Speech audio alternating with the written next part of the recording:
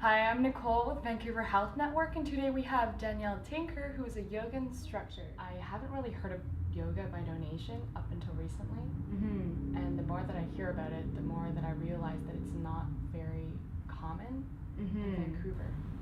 I hadn't heard of donation-based yoga until I started getting into teacher training and into learning more about the industry, and I had heard about like some studios offering free classes or offering karma classes, but I hadn't seen it as like the sole business model or the sole model of a studio until I came to Vancouver, and I just immediately gravitated towards accessible karma-based yoga, where it's such a privilege to be able to share yoga with people, and I thought that it was just such a shame that studios are charging $20 for a drop-in class. Because you've been teaching donation classes for a while now, have you seen your students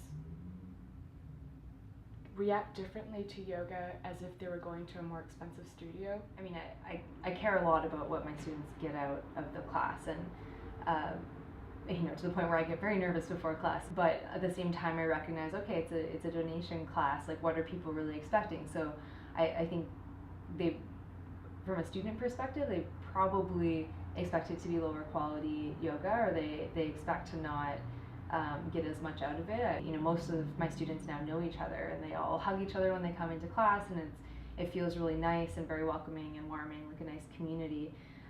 But when class starts, like everybody gets very focused and very into what they're doing, and you can just feel the energy of the room become very, it's almost palpable how focused and attentive they are.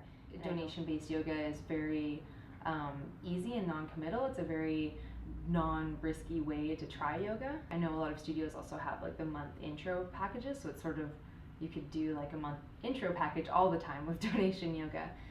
So you can expect to have more one-on-one time with the teacher, more adjustments from the teacher. Like I like to spend a lot of here, all of the students really get to know each other. Like if people come early and I see them introducing themselves to each other, if they've seen each other before, or if it's a new person coming to class, they all want to meet each other, and it's a bit of a smaller, stronger community, I guess. So what kind of styles of yoga do you normally practice?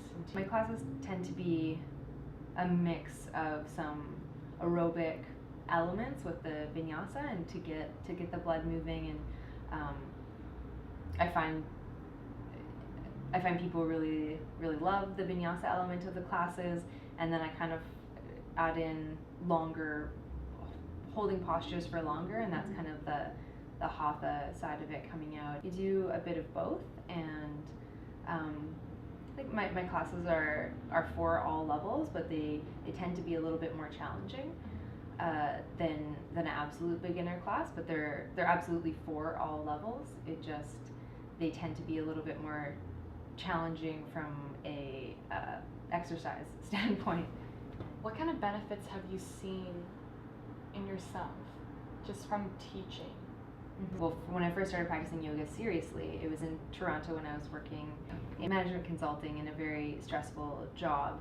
I immediately felt a benefit. I honestly don't know how I would have got through those few years without yoga. It was sort of my place to feel safe and to feel grounded again. And of course, that led to a lot of health benefits in terms of stress reduction and anxiety relief, and I sort of fell in love with it right away because I felt just immediately better. I was able to sleep better, I was able to eat better, my digestive system felt a lot better. It's interesting, like I think I get a lot of benefit and a lot of happiness out of seeing my students experiencing the same thing. Like one of my students last week came up to me after class and said, the only time of my week that I actually feel relaxed is at the end of your class when we lay in Shavasana. And I just like almost cried at that moment, because I felt so, I felt like it was such a privilege to be able to provide that to someone else, and it's a huge benefit. It makes me feel so connected to the people that I'm teaching. What would you say to viewers who are trying to find a yoga studio that they can't afford? I would really encourage people to watch online videos. Like there are fantastic websites like yogo.tv and Yoga Glow, and there's a whole bunch of other online video websites that you subscribe to, and I think it ends up being like $15 a month or something, which is a lot more reasonable than $15 to $20 a class. So if you can't get out to a studio, then for sure get onto one of those subscription websites. Thank you so much for the interview today. It was a pleasure talking to you and seeing you again. So again, we're Jules Yoga. So if you guys want to come see Dannielle and see her style, come check it out. Thanks.